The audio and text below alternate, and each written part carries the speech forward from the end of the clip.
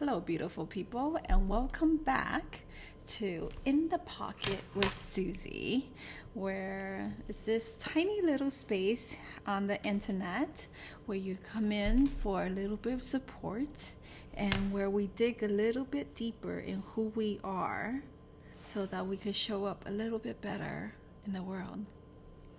So today I want to speak to this idea of embracing the uncertainty. The energy has been floating around in that I too am being sucked into this reoccurring space of I don't know what I'm doing, nothing feels right, and I don't have any clarity in what I am doing here. And those are very big concepts to be lost in. And when you're wrapped in those spaces, it's hard to get grounded and get centered and reinvite your wholesome self back because it's just very big. So, the idea of embracing the uncertainty is that I was thinking about, when you're a kid, and, when you see children play in the playground, there's this magic of just playing, just being silly, just pretending, whether you're pretend play, you're playing house, you're playing hide and seek, or you're scavenging for something. All those things are happening, are in the moment of discovery, and they have no idea what they will find, where their friends are hiding when they're playing hide and seek. When you're scavenging for rocks or worms or whatever it is, you have no idea where you're looking. There's no certainty whether you will find something or not. When you are pretending, you're really in the character or whatever it is, and there's no storyline to read onto. None of that. They're making it up as they go. They're getting more things involved as they see different things, and it's as big and as theatrical as their imagination can bring to it. All that is in the realm of uncertainty, right? And when we see it from that lens, what are you thinking about? What do you see? Well, I see this magic, this possibility where anything can come in, that all this stuff lives in the realm of unknowingness.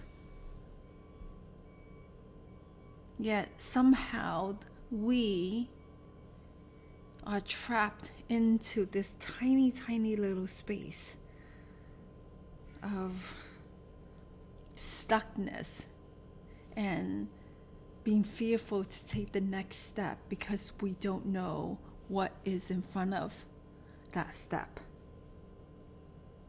And we don't know what we'll discover. We're fearful of something that we don't want, something that we can't control.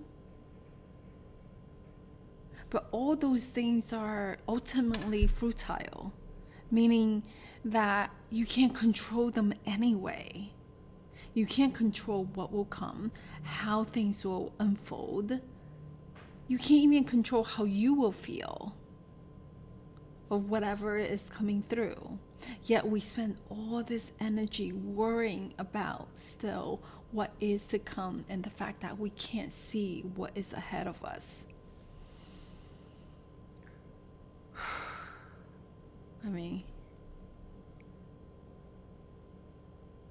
And I too have been in that space, but I also know that that is not the space where I really live in, right? It's just a constant pit stop that is is popping up in my journey.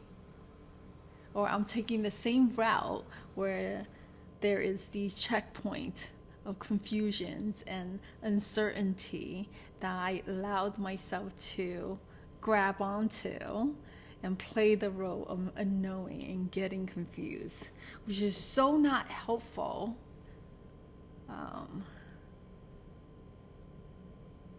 So let's really come back, because when we are able to put a pause on our mind psyche, then we could come back and redirect and reframe this idea of unknowingness. And now for me, is tapping into this space of a child's play. Imagining when we used to play, the fun, the freedom, the joy of discovery, the magic of being surprised. And when I remember those things, then I could come back to my adult life and remember that I actually don't really love the idea of knowing every single step that I am going to take. And I bet you don't either. When you go watch a movie, do you want to know every single thing that happened?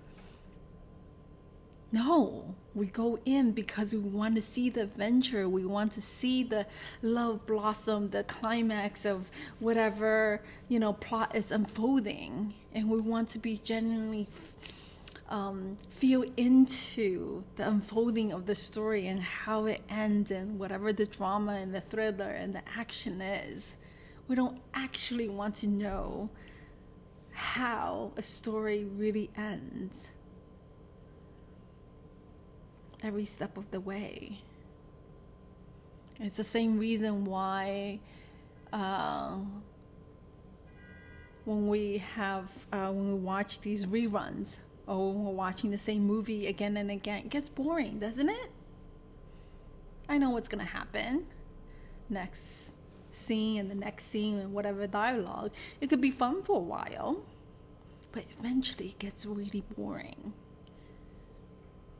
Like that movie Groundhog's Day, right? It's really exciting in the beginning. Oh, I know what's going to happen, so I can anticipate and I could, master the day. But eventually, what happens to the main character just gets really boring, and what he wants to get back into, continue hopefully the next day, a different day. One of surprise, one that he doesn't know what is going to happen. So, I really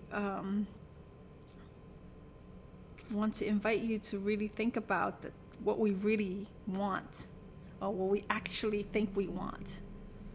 And I'll give you one more example because I'm thinking of it. When you're in these really long relationship, maybe it's a marriage, maybe it's a long relationship, right? And when you're not actively working on yourself or working on the relationship, things get really stale. And you hear these stories from friends, from TV, from movies, from books, that these long years and decades of relationship become really stale and boring, and they're like dying relationship that we don't really tend to. And what is the main reason why people have affairs and they cheat? A lot of these reasonings are coming through. It's really boring. He doesn't see me. There's no surprise anymore. All these things are coming through as I just want to feel excited about something. So again, it all goes back to really maybe, thinking a little bit deeper on what we think we want. Do we really want certainty?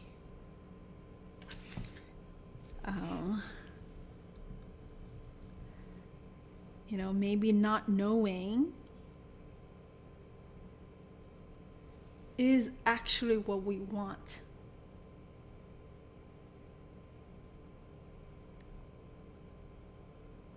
And maybe within that not knowingness is kind of this fear of lack of safety. How does that land on you? When you feel safe to explore, then you don't have to know where you are going. And now what pops in my head is like these either a maze or like escape room, where you're safe, that there is a way out, but you're playing the game, going through a core maze or going through these fun obstacles to find your way out. Then it's playful because you know that you are safe within this container. And so therefore you get to have the fun, get to have the surprise, get to have the joy, get to relax.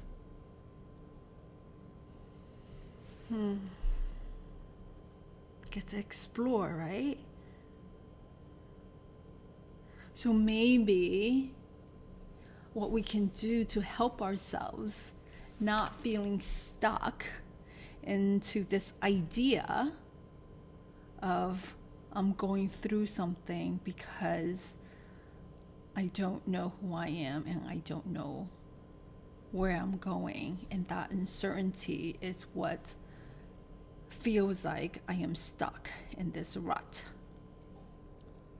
Maybe what we can really reframe is that I am in this space, but how can I cultivate safety within me to be okay in this space? How can I cultivate safety in my body so that I could connect to my mind that I am safe, that I don't have to know every step of the way in order to know that I am going toward the right direction? I think that might be more helpful for us in our journey. And an example I'll give to that, I'm thinking about, when if you're driving home, you have a particular road. You can't see the whole thing, but you're going to take this road versus this road, then right turn, left turn, whatever, right? And if there is like a massive rainstorm, or maybe like a huge fog, and you don't have to see the end of the road to know that you're going straight.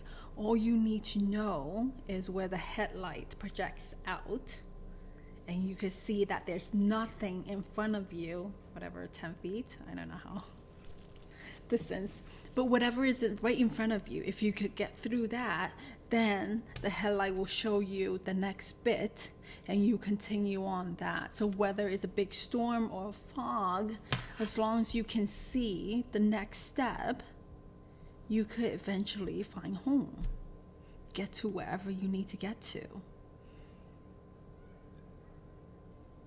So in the same way that I'm seeing this for myself, as I too am experiencing this right now, is that let's really find ways to cultivate the safety we feel in ourselves, in our body, connect with our mind, have some sort of strategy in place so that we can feel safe in moving through this particular part of our path that is just a little bit muddier and cloudier and foggier than usual. We know that it's not forever. As long as we find ways to make ourselves feel safer and we're okay, then we can get through it. So that's it for today. I hope that resonates. Please comment below. And thank you for listening. Thank you for being here. It's been incredibly helpful for me too to speak to these things that I am going through as well. And I'm happy to share my thoughts with you. But we're all in this together. Sometimes we're all on the same path, right? Sometimes I'm a little bit further ahead. Sometimes we're together, and sometimes we're a little bit off. But the point is, we're all in this together.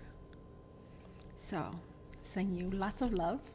My name again is Susie, Suzii, 2 eyes, because the I in me sees the I in you. I hope you have a beautiful day.